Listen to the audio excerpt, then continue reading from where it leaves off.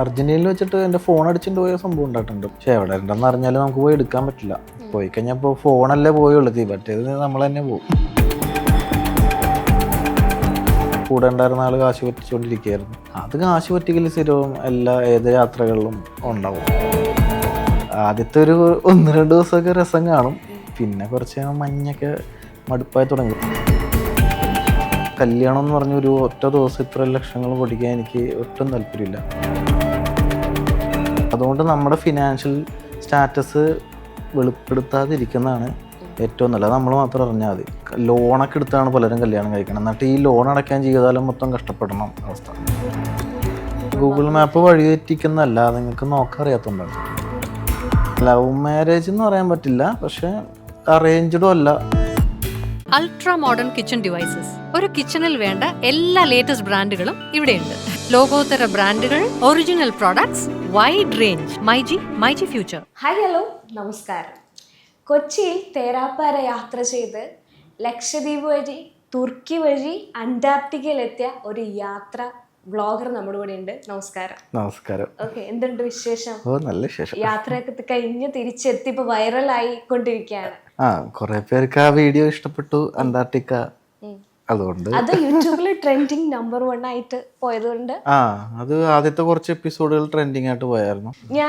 ഞാൻ കുറച്ച് വർഷങ്ങളായിട്ട് ഫോളോ ചെയ്യുന്ന ആള് തന്നെയാണ്.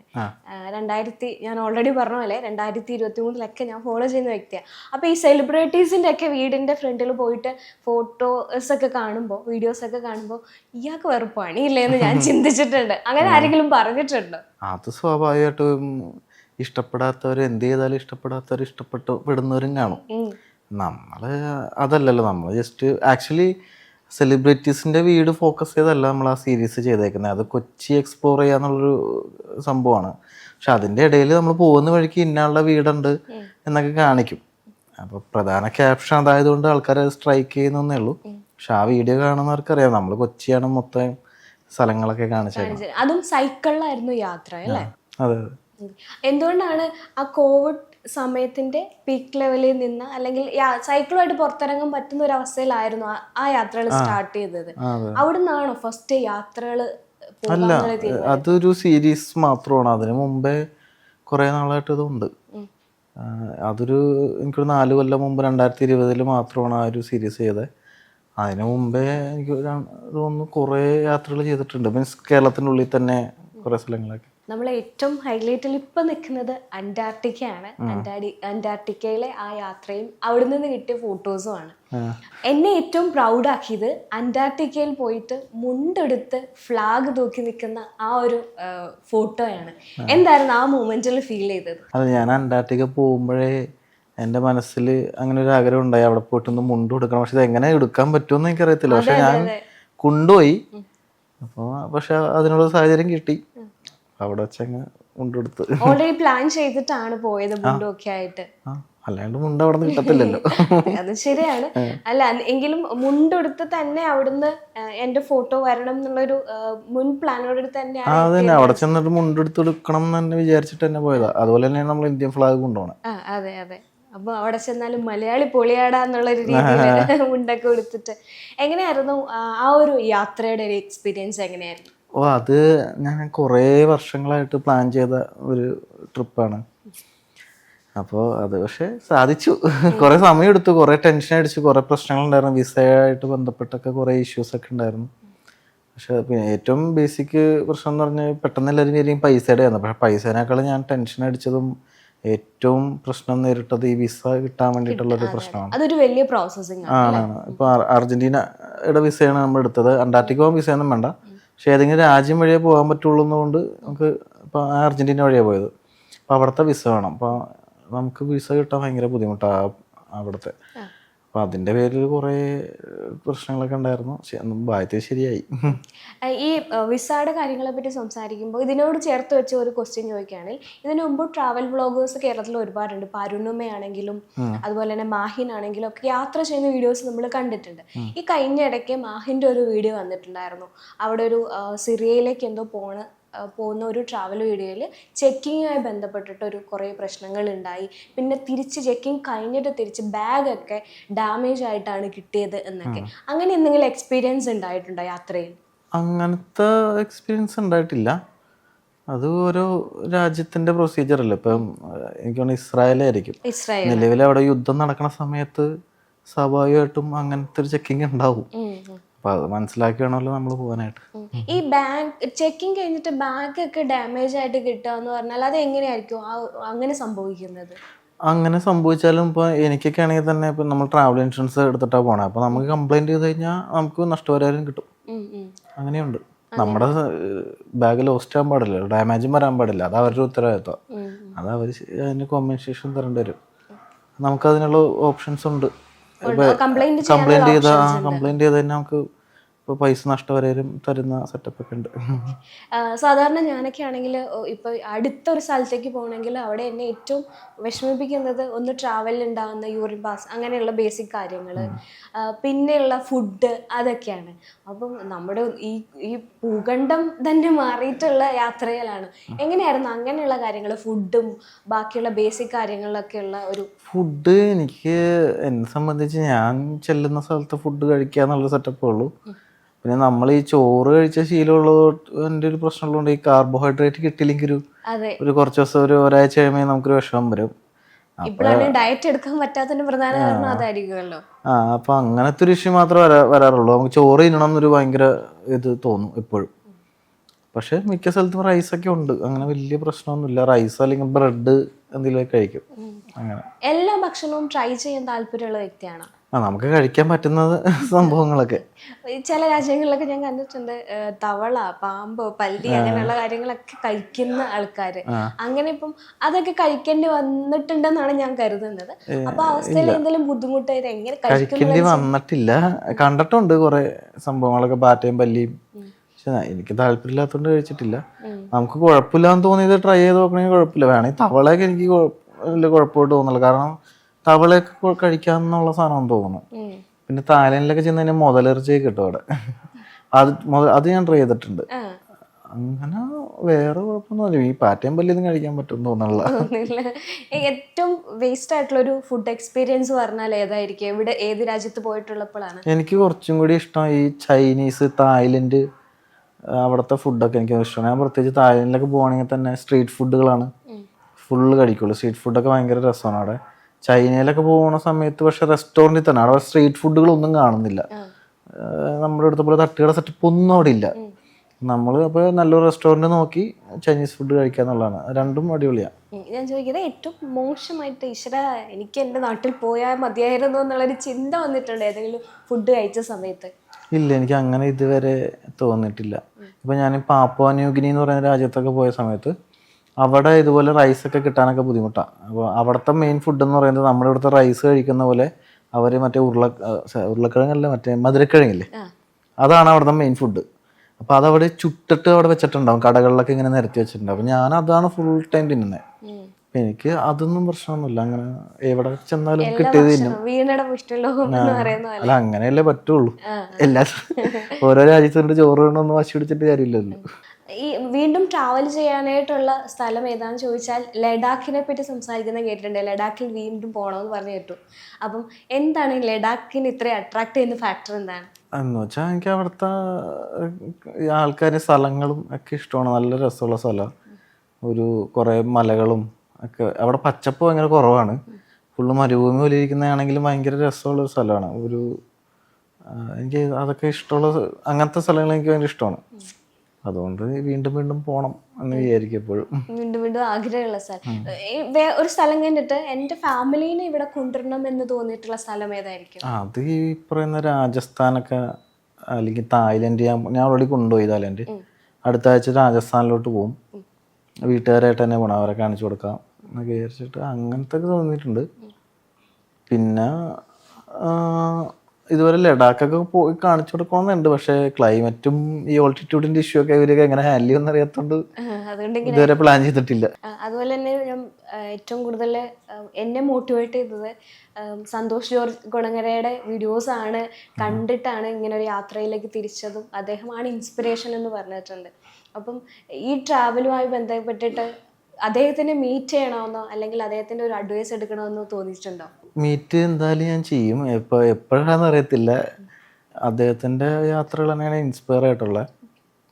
അപ്പോൾ പണ്ട് മുതലേ ചെറുപ്പം തൊട്ടേ കാണുന്നല്ലേ, അപ്പോൾ ഒരു തവണ മീറ്റ് ചെയ്യണം. പക്ഷെ ഞാൻ പെട്ടെന്ന് എടുത്തിയാടി പോകണില്ല, പയ്യെ.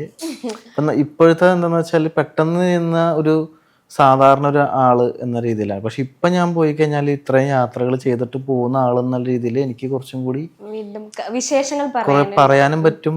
പിന്നെ അതൊരു സംസാരിക്കുമ്പോൾ ആ ഒരു ഇതൊക്കെ വരാൻ സാധ്യതയുള്ളതുകൊണ്ട് ഞാൻ കുറച്ചും കൂടി യാത്രയൊക്കെ ചെയ്തിട്ട് പോകണതല്ലേ നല്ലതെന്ന് വിചാരിച്ചിട്ടാണ് നമ്മൾ ഇത്രയും നാളും മീറ്റ് ചെയ്യാതിരിക്കുന്നത്. ഇനി പോകാലോ. ഇപ്പൊ എനിക്ക് ഫോണിലൊന്നും ബന്ധപ്പെടാനായിട്ട് ട്രൈ ചെയ്തിട്ടില്ല. ഇല്ല, നമ്പറൊക്കെ ഉണ്ടെങ്കിലും വിളിക്കണം. ഫാമിലിയുടെ വിശേഷങ്ങൾ നമ്മൾ പറഞ്ഞു തുടങ്ങിയായിരുന്നു. അച്ഛനും അമ്മയൊക്കെ എന്ത് പറയുന്നു? യാത്രകളിൽ അവരെ എങ്ങനെയാണ് സപ്പോർട്ട് ചെയ്യുന്നത്? അല്ല, അങ്ങനെ ഇപ്പം നമ്മൾ സാധാരണ വീട്ടുകാരൊക്കെ പോലെ തന്നെ തെണ്ടിത്തിരിഞ്ഞ് നടക്കാന്നുള്ളൊരു കൺസെപ്റ്റ് ആയിരുന്നു ഫസ്റ്റ് ആദ്യകാലങ്ങളിൽ. പക്ഷെ അങ്ങനെ എതിരൊന്നും പറയാറില്ല. ഞാൻ എൻ്റെ ഇഷ്ടത്തിന് ഓരോ സ്ഥലങ്ങളിൽ പോകുന്നു, ഇന്ന സ്ഥലത്ത് ഇവിടെ കാണുമെന്ന് പറയും എന്നല്ലാണ്ട് വേറെ അങ്ങനെ പ്രശ്നമൊന്നുമില്ല. ഞങ്ങളെ അടുത്തിടയ്ക്ക് വേറൊരു വിശേഷം കൂടെ അറിഞ്ഞു. അടുത്ത ലൈഫിലേക്ക് ഒരാൾ വരുന്നു, വിവാഹമാണ് അടുത്ത എന്ന്. അപ്പം ആളെ പറ്റി പറയാറായിട്ടുണ്ടോ? എന്നാണ് വിവാഹം? പറയാറായിട്ടില്ല. കല്യാണം ഉണ്ടാവും, ഉടനെ കല്യാണം ഉണ്ടാവും. ചെറുതായിട്ടെങ്കിലും ഒരു ക്ലൂ. കൊച്ചിക്കാരിയാണോ അതോ വേറെ രാജ്യത്തല്ല, മലയാളി തന്നെ. മലയാളി തന്നെ. എങ്ങനെയാണ്, ലവ് മാരേജ് ആണോ? അല്ല, ലവ് മാരേജ് എന്ന് പറയാൻ പറ്റില്ല. പക്ഷെ അറേഞ്ച്ഡും അല്ല എന്ന രീതിയിലുള്ളൊരു സംഭവം. പരിചയമുണ്ട്? പരിചയം ഇല്ലായിരുന്നു. ഞാൻ പരിചയപ്പെട്ട് ആക്ച്വലി എന്നെ ഇങ്ങോട്ടാ പ്രപ്പോസ് ചെയ്തത്. അപ്പൊ പിന്നെ ഞങ്ങൾ സംസാരിച്ചു. അപ്പൊ എനിക്ക് ഇഷ്ടപ്പെട്ടു, നമുക്ക് പറ്റിയ ആളാന്ന് തോന്നി. യാത്രകൾ ഇഷ്ടപ്പെടുന്ന ആളാണോ? യാത്രകളൊക്കെ ഇഷ്ടപ്പെടുന്ന ആളാണ്. എല്ലാം കൊണ്ട് നമുക്ക് പറ്റിയ ആൾ തന്നെയാണ്.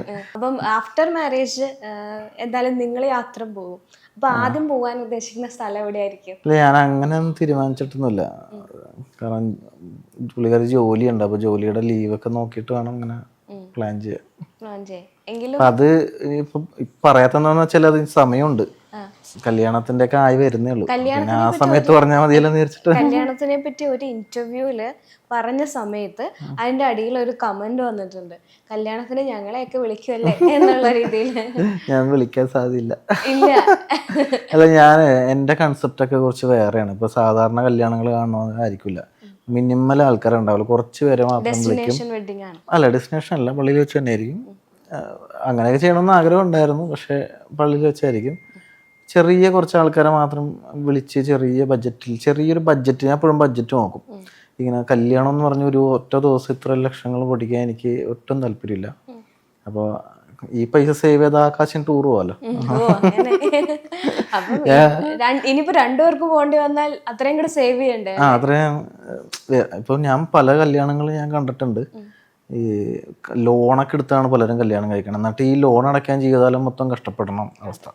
അപ്പൊ കല്യാണം നമുക്ക് സമാധാനമായിട്ട് മര്യാദക്ക് ജീവിക്കാൻ വേണ്ടിയിട്ടുള്ള സംവിധാനമല്ലേ.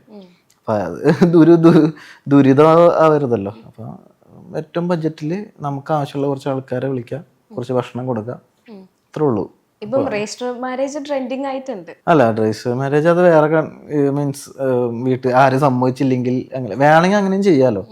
അപ്പൊ അതിനുള്ള ഓപ്ഷൻ ഉണ്ട്. ഇപ്പോൾ കല്യാണമായിട്ട് ഇത്ര വലിയ സെറ്റപ്പിൽ നടത്തണമെന്ന് നിർബന്ധമൊന്നുമില്ല. ഒരു രജിസ്റ്റർ മാരേജ് ചെയ്തിട്ട് ഒരു റിസപ്ഷൻ വെച്ചാലും മതി.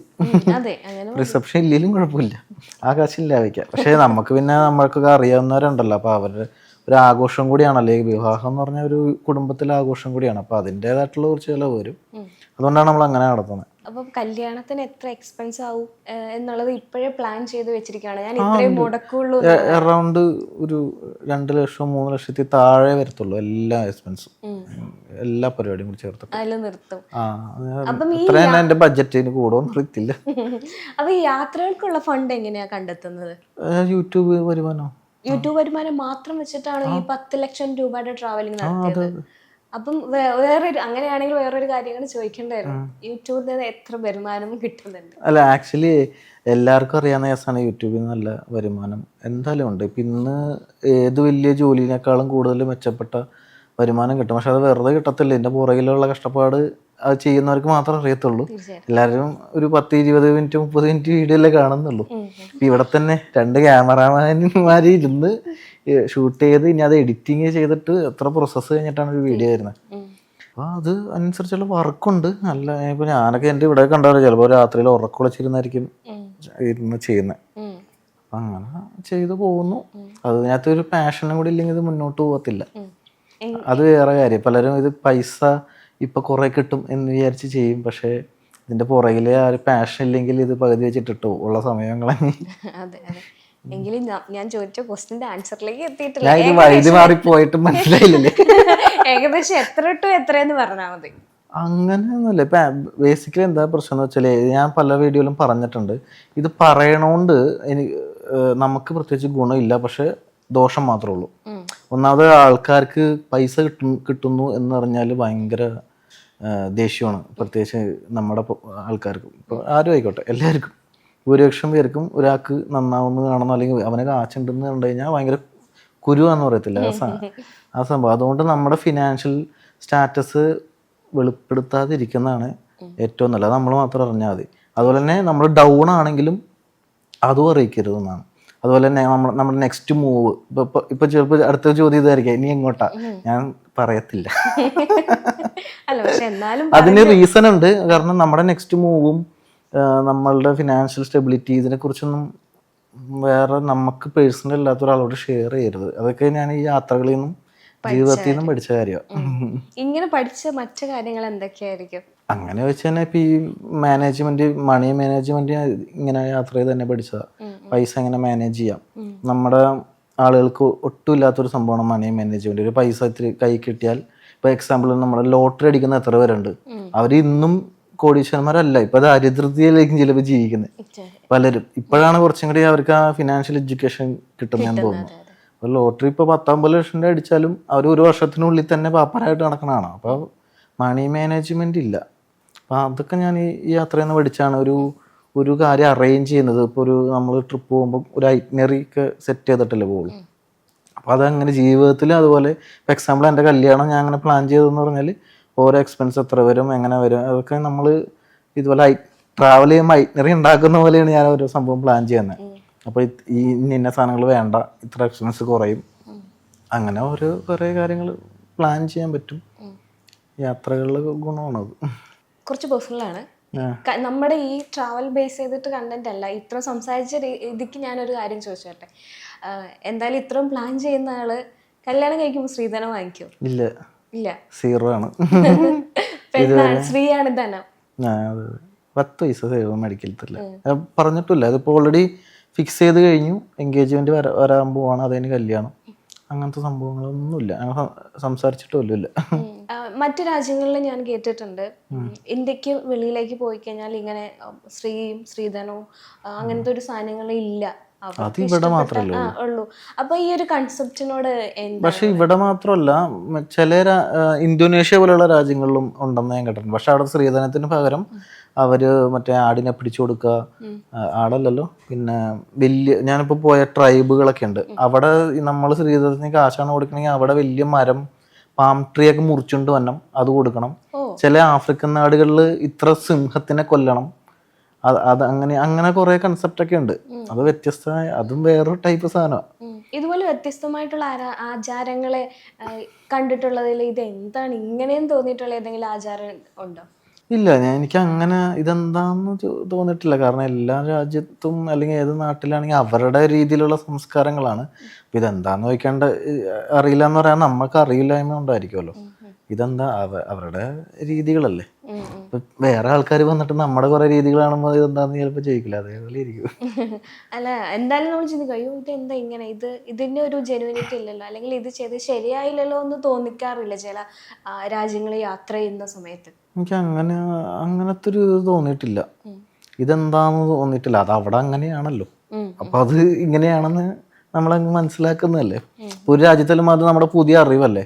അപ്പം ഇതെന്താണ് ഇങ്ങനെ എന്ന് ഉള്ളൊരു ചിന്ത വരാറില്ല, ഇവിടെ ഇങ്ങനെയാണ് എന്നുള്ള ചിന്ത വരാറ്. ഇവിടെ ഇങ്ങനെയാണെന്ന് അതിനോട് അഡ്ജസ്റ്റ് ആയി എന്ന് വേണം തോന്നുന്നു അല്ലേ. ആ പിന്നെ ഞാൻ കണ്ടിട്ടുള്ളതിൽ പല രാജ്യങ്ങളിലും ട്രാവൽ വ്ളോഗ്സ് ചെയ്തിട്ടുള്ള അവിടെ ചെന്ന് കഴിയുമ്പോൾ അവരുടെ വേഷം ധരിക്കുക, അവരുടെ പല കാര്യങ്ങളും അഡാപ്റ്റ് ചെയ്യുക എന്നൊക്കെ. പക്ഷെ ഞാൻ നിങ്ങൾ കണ്ടിരിക്കുന്നത് അങ്ങനെ ഒന്നും ചെയ്തിട്ടില്ല. നമ്മൾ ധരിക്കുന്ന വസ്ത്രം എന്താണോ അത്, എന്നാൽ ആ കാര്യങ്ങളോടൊക്കെ യോജിച്ച് നിൽക്കുന്ന, കൂടെ നിൽക്കുന്ന. അപ്പം എന്തുകൊണ്ടാണ് അങ്ങനെ ഒരു സാധനം ഇങ്ങോട്ടേക്ക് അഡാപ്റ്റ് ചെയ്യാതെ നമ്മളായി നിന്നുകൊണ്ട് അവരുടെ കൂടെ പോകുന്നത്? വസ്ത്രം ധരിക്കാൻ ഒന്നുമില്ലെങ്കിൽ പിന്നെ ഞാൻ എന്താ ഇടണം? ഞാൻ അങ്ങനത്തെ ആകെ പോയത് ഒരു ട്രൈബിൻ്റെ അടുത്ത് പോകുമ്പോഴാണല്ലോ നമ്മൾ ഇത്തരം വസ്ത്രങ്ങൾ ധരിക്കുന്നത്. അതൊക്കെ ഈ പറയുന്ന ആഫ്രിക്കൻ രാജ്യങ്ങളിലോട്ടൊന്നും ഞാൻ അധികം യാത്ര ചെയ്തിട്ടില്ല, ഇനി പോകണം. അപ്പം അവിടെയൊക്കെ പോകുമ്പോഴാണ് അവരുടെ രീതിയിലുള്ള ഡ്രസ്സൊക്കെ ധരിക്കുന്ന വ്യത്യസ്തമായിട്ടുള്ള കുറെ രീതികളൊക്കെ ഉള്ളത്. അപ്പം ഞാനിപ്പോൾ യാത്ര ചെയ്ത സ്ഥലത്തൊന്നും ഇപ്പോൾ ഞാൻ പോയ ട്രൈബിലാണെങ്കിലും അവർക്ക് ഇവിടെ ഒരു കഷ്ണം മാത്രമേ ഉണ്ടായിരുന്നുള്ളൂ. ഇനിയിപ്പോൾ ഞാനത് ഇട്ടുകൊണ്ടിരുന്ന സീരാവുമല്ലോ, അതുകൊണ്ട് അത് ഇടാത്ത. ട്രൈ ചെയ്ത് നോക്കണം ഇനിയുള്ള യാത്രകൾ. ട്രൈബുകളിലാണല്ലോ നമ്മൾ അവരുടെ വസ്ത്രങ്ങളൊക്കെ ധരിക്കുന്നത്. അല്ലെങ്കിൽ വ്യത്യസ്ത അങ്ങനെ ഇപ്പം ഇന്തോനേഷ്യൻ ഭാഗത്തൊക്കെ പോയി കഴിഞ്ഞാൽ ഇവർക്ക് മുണ്ട് കൊടുക്കുന്ന പരിപാടിയൊക്കെ ഉണ്ട്. പക്ഷെ അവരുടെ ശൈലിയൊക്കെ വ്യത്യാസമുണ്ട്, കളറൊക്കെ വ്യത്യാസമുണ്ട്, രസമാണ്. അപ്പോൾ ആ സെയിം മുണ്ട് തന്നെ ഓൾറെഡി ഞാൻ ഇട്ട ഫോട്ടോ ഒക്കെ ഇന്തോനേഷ്യയിൽ പോയതിൻ്റെ ഞാൻ ഇൻസ്റ്റാഗ്രാമിൽ ഇട്ടിട്ടുണ്ട്, അവിടുത്തെ മുണ്ട് കൊടുക്കണതിൻ്റെ ഒക്കെ. ഇപ്പം യാത്ര ചെയ്ത് പോകുമ്പം അന്റാർട്ടിക്ക ഇപ്പോഴും നിൽക്കുകയാണ് ഹൈലൈറ്റ് ചെയ്തിട്ട്. പെൻഗിനെ പറ്റിയിട്ട് ഒരു സ്റ്റോറി ഞാൻ കണ്ടിട്ടുണ്ടായിരുന്നു. എങ്ങനെ നമ്മളും ആകാംക്ഷയോടെ നിൽക്കുന്നതാണ് പെൻഗിനെ പറ്റി കൂടുതൽ അറിയാൻ വേണ്ടിയിട്ട്. അപ്പം പെൻഗിൻ്റെ ഒരു സ്റ്റോറി പറയാൻ എന്തായിരിക്കും, കണ്ട് എക്സ്പീരിയൻസ് ചെയ്ത പെൻഗിൻ്റെ സ്റ്റോറി? ആക്ച്വലി എനിക്ക് ഭയങ്കര ക്യൂരിയോസിറ്റി ഉള്ള സംഭവമായിരുന്നു. ഈ സംഭവത്തിനെ കാണാൻ കിട്ടത്തില്ലല്ലോ, നമ്മുടെ നാട്ടിലില്ല, അല്ലെങ്കിൽ നമ്മുടെ സമീപത്ത് എങ്ങും ഇല്ല.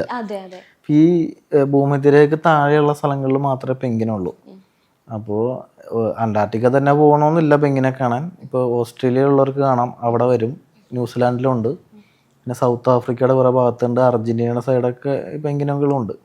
പക്ഷേ അന്റാർട്ടിക്കയാണ് എപ്പോഴും പെൻഗിൻ എന്ന് പറയുമ്പോൾ നമ്മുടെ മനസ്സിലോട്ട് വരുന്നത്. അപ്പോൾ അവിടെ ചെന്നിട്ട് അത് നിങ്ങൾ കാണുമ്പോൾ ഒരു രസമാണ്. പെൻഗിനുകൾ ശരിക്കും 18 ടൈപ്പ് ഉണ്ട്. നമ്മളെപ്പോഴും പെൻഗിൻ എന്ന് പറയുമ്പോൾ നമ്മളൊരിക്കും ഒരു ജീവിയാണെന്നല്ല, അത് 18 എണ്ണം ഉണ്ട്. പല പല വെറൈറ്റികളാണ്, പല കളറും, എല്ലാ ഓരോ ഷേപ്പിലും വ്യത്യാസമുണ്ട്. എന്നാലും ഓരോ രൂപമൊക്കെ ഒരേപോലെ ഇരിക്കുമെങ്കിലും കളർ വ്യത്യാസമുണ്ട്. മറ്റേ ചുണ്ട് ഹൈറ്റൊക്കെ വ്യത്യാസമുള്ളതുണ്ട്. നമ്മൾ 3 ടൈപ്പ് പെൻഗിനെയാണ് അവിടെ ചെന്നപ്പോൾ കണ്ടത്. ഇത് രസമാണ്, നല്ലതാണ്. ഏതാണ്ട് നമ്മുടെ താറാവൊക്കെ നടക്കണ പോലെ, താറാവ് കുറച്ചും കൂടി ഉയർന്ന് എണീറ്റ് നടന്നാൽ എങ്ങനെ ഇരിക്കും, അതുപോലെ എനിക്ക് തോന്നിയത്. അവര് മഞ്ഞുള്ള സ്ഥലത്ത് മാത്രമേ അഡ്ജസ്റ്റ് ആയി നിൽക്കുള്ളൂന്ന് തോന്നുന്നു അല്ലേ? മഞ്ഞുള്ള സ്ഥലത്ത് ആണെന്ന് എനിക്ക് തോന്നുന്നില്ല, തണുപ്പുള്ള ഏരിയയിലാണ് ഇത് കാണുന്നത്. ഈ ഫോക്ക്ലാൻഡ് ദ്വീപുകളൊന്നും അത്ര മഞ്ഞില്ലാത്ത ഏരിയയാണ്. വേനൽക്കാലത്തൊക്കെ ഫുള്ള് പച്ചപ്പുള്ള ഏരിയയാണ് ഫോക്ക്ലാൻഡ് ദ്വീപുകളൊക്കെ. അവിടെയാണ് ഏറ്റവും കൂടുതൽ ശരിക്കും പെൻഗിൻസ് ഉള്ളത്. അന്റാർട്ടിക്കനേക്കാളും കൂടുതലും പെൻഗിൻസ് എനിക്ക് തോന്നുന്നു ആ ദ്വീപുകളിലാണെന്ന് തോന്നുന്നു. നമ്മളൊക്കെ മഞ്ഞ് ആസ്വദിക്കാൻ നിൽക്കുന്ന ആൾക്കാരാണ്, പക്ഷെ മഞ്ഞൊരു അപകടകാരിയും കൂടെ ആണെന്ന് എനിക്ക് മനസ്സിലായി. എന്തുകൊണ്ടായിരിക്കും അങ്ങനെ ഒരു സിറ്റുവേഷൻ വരുന്നത്? അത് ഫസ്റ്റ് കാണുമ്പോഴേ ഉള്ളൂ. അത് തണുപ്പ് അത്ര കുറച്ച് കഴിയുമ്പോഴേക്കും എക്സ്ട്രീം ലെവലൊക്കെ അനുഭവിച്ചവരൊക്കെ അറിയാം, നമുക്ക് എല്ല് വേദന എടുക്കുന്ന ഒരു സിറ്റുവേഷനൊക്കെ വരും. അപ്പോൾ അതൊക്കെ ഭയങ്കര പാടാണ്. പിന്നെ മര്യാദ കുളിക്കാൻ പറ്റത്തില്ല, ഈ ഫുൾ ടൈം ജാക്കറ്റ് ഇട്ട് പൊതിഞ്ഞ് കിടക്കണം. ആദ്യത്തെ ഒരു 1-2 ദിവസമൊക്കെ രസം കാണും, പിന്നെ കുറച്ച് മഞ്ഞൊക്കെ മടുപ്പായി തുടങ്ങി. പിന്നെ മഞ്ഞിൽ വണ്ടി ഓടിക്കലൊക്കെയാണ് ഏറ്റവും ഡേഞ്ചർ. വണ്ടി സ്കിഡായി അപകടം സംഭവിക്കുക ഒക്കെ ഉണ്ടാവും. മഞ്ഞ് കുറച്ചാള് രസമായിരിക്കും. ഈ കാനഡയിലും യുകെയിലും പോണവർക്കൊക്കെ ചോദിച്ചാൽ അറിയായിരിക്കും. ആദ്യത്തെ കുറച്ച് രസമുള്ളു, പിന്നെ അങ്ങ് പാടായിരിക്കും. പിന്നെ അത് എനിക്ക് തോന്നുന്നത് അങ്ങനെ അവിടെ അത്തരം രാജ്യങ്ങൾ എക്സ്പെൻസീവ് കൂടുമെന്ന് തോന്നി മഞ്ഞുകാലത്ത്. കാരണം ഫുൾ ടൈം ഹീറ്റ് ചെയ്ത് വെക്കണം, അങ്ങനെയുള്ള പ്രശ്നങ്ങളൊക്കെ ഉണ്ടാവുന്നു. ജാക്കറ്റിനൊക്കെ എന്താ വില, ഭയങ്കര പൈസ. എനിക്ക് ഭയങ്കര പിശുക്കാണെന്ന് തോന്നുന്നു, ഇടയ്ക്കിടയ്ക്ക് പൈസയുടെ കണക്ക്. ഞാൻ പിശുക്കാണ്, കാരണം ഞാനൊരു സാധാരണ ഒരു ലെവലിൽ നിന്ന് പൈസയുടെ വില ഇറങ്ങി വന്നതുകൊണ്ട് ഞാൻ പൈസ നോക്കി കണ്ട ചിലവാക്കുള്ളൂ. ഫസ്റ്റ് എന്തായിരുന്നു ജോബ് ട്രാവലിനൊക്കെ മുമ്പ്? ഞാനങ്ങനെ കുറേ ഓഫീസുകളിലും പല ജോലിക്കും പോയിട്ടുണ്ട്. ഇത് പെർമനൻ്റ് ആയിട്ട് സ്റ്റാർട്ട് ചെയ്ത് 2018 തൊട്ടാണ്. അതിനൊരു 2016-17 ഒക്കെ തൊട്ട് തന്നെ നമ്മളിത് ചെയ്യുന്നുണ്ടെങ്കിലും ഇടയ്ക്കിടയ്ക്കൊക്കെ ആയിരുന്നു. 2018 തൊട്ട് ഫുൾ ടൈം ആയിട്ട് നിന്ന് ചെയ്തു തുടങ്ങി. 2020 നമ്മുടെ ഈ കൊച്ചി തേരാപ്പാരോട്ടാണ് ശ്രദ്ധിക്കപ്പെടുന്നത്. പിന്നെ വലിയ കുഴപ്പമില്ലാണ്ട് പോകുന്നുണ്ട് ഇതുവരെ. ഇങ്ങനെ ഈ സെലിബ്രിറ്റിയുടെ വീടുകളിലൊക്കെ പോയി അവരുടെ വീടിന്റെ മിക്കതും അവരുടെ വീടിന്റെ ഗേറ്റിന് ഫ്രണ്ടിൽ നിന്നാണ് കണ്ടിട്ടുള്ളത്. എപ്പോഴെങ്കിലും അവരിൽ ആരെങ്കിലും ഒക്കെ കാണാൻ പറ്റിയോ സംസാരിക്കാൻ പറ്റുമോ എന്തെങ്കിലും ചെയ്തിട്ടുണ്ടോ? ഇല്ല, ഞാൻ അതിന് വേണ്ടിയിട്ട് അങ്ങനെ ശ്രമിച്ചിട്ടൊന്നുമില്ല. ആ സമയത്ത് പിന്നെ നമ്മുടെ സാജു നവോദയ നമ്മുടെ പാഷാണ ഷാജിയുടെ വീട്ടിൽ പോയായിരുന്നു. അത് മാത്രമേ നമ്മൾ ചെയ്തുള്ളൂ. അത് പിന്നെ അങ്ങനെ ഒരു പരിചയപ്പെട്ട് അങ്ങനെ പറ്റിയത് കൊണ്ട് പോയതാണ്.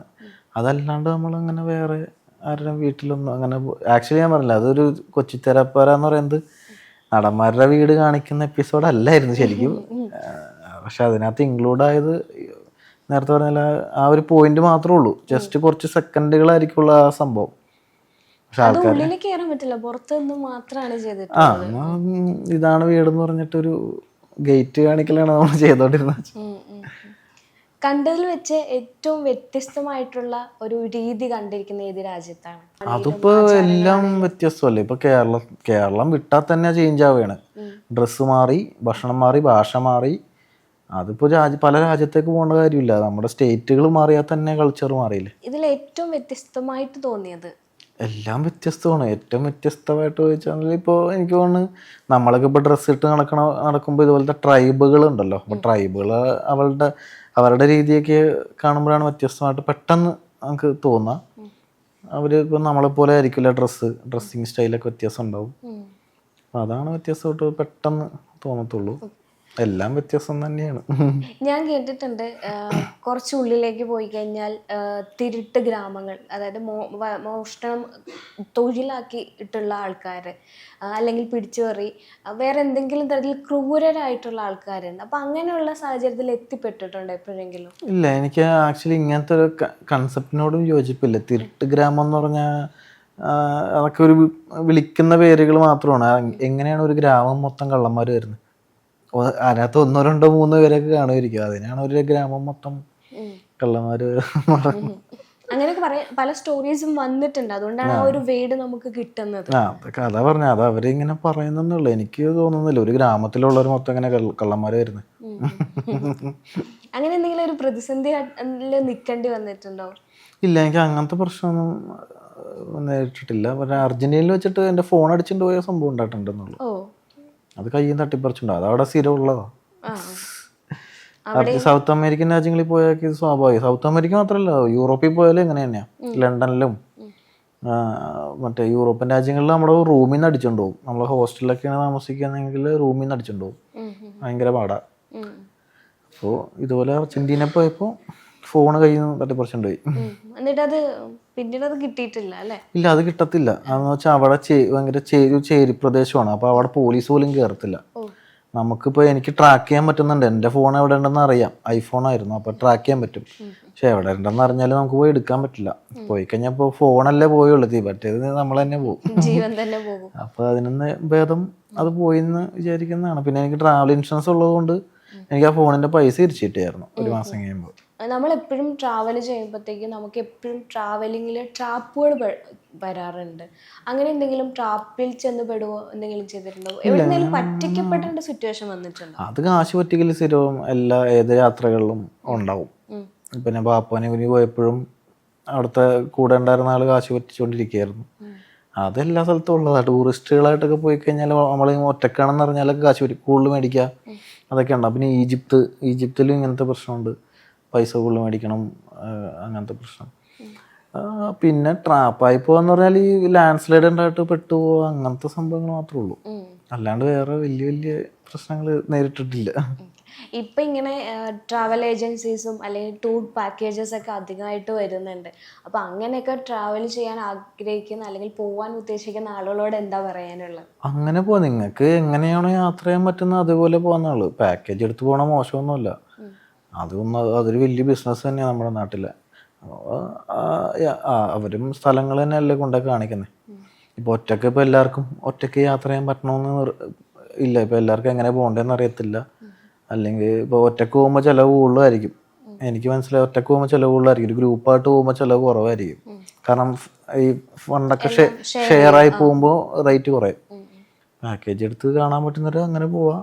എനിക്കൊന്ന് പ്രായമുള്ളവരാണ് കൂടുതലും പാക്കേജുകൾ എടുത്തു പോകണം. അല്ലെങ്കിൽ ആദ്യമായിട്ട് പോവുകയാണെങ്കിലൊക്കെ എനിക്കൊന്ന് വേണമെങ്കിൽ പാക്കേജ് എടുത്താൽ നമുക്ക് എങ്ങനെയാണ് യാത്രകൾ, ഇന്റർനാഷണൽ യാത്രകളൊക്കെ എങ്ങനെയാണെന്ന് അറിയാം. പിന്നെ ഒറ്റ പോയാലും മതിയല്ലോ. ഞാൻ അങ്ങനെ ചെയ്തത്. ഫസ്റ്റ് ട്രിപ്പ് ഞാനൊരു പാക്കേജ് ആണ് പോയത്. അപ്പോൾ ഇന്റർനാഷണൽ യാത്രകൾ എങ്ങനെയാണ്, പാസ്പോർട്ട് സെറ്റപ്പ്, മറ്റേ ഇമിഗ്രേഷൻ എങ്ങനെയാണ്, ഇതൊക്കെ പഠിച്ചു. പിന്നെ ഞാൻ കണ്ടിന്യൂസ് ഒറ്റക്ക് പോയി. സോളോ ട്രിപ്പാണ് ഏറ്റവും ഇഷ്ടപ്പെടുന്നത്. എനിക്ക് സോളോ ആണ് കുറച്ചും താല്പര്യം.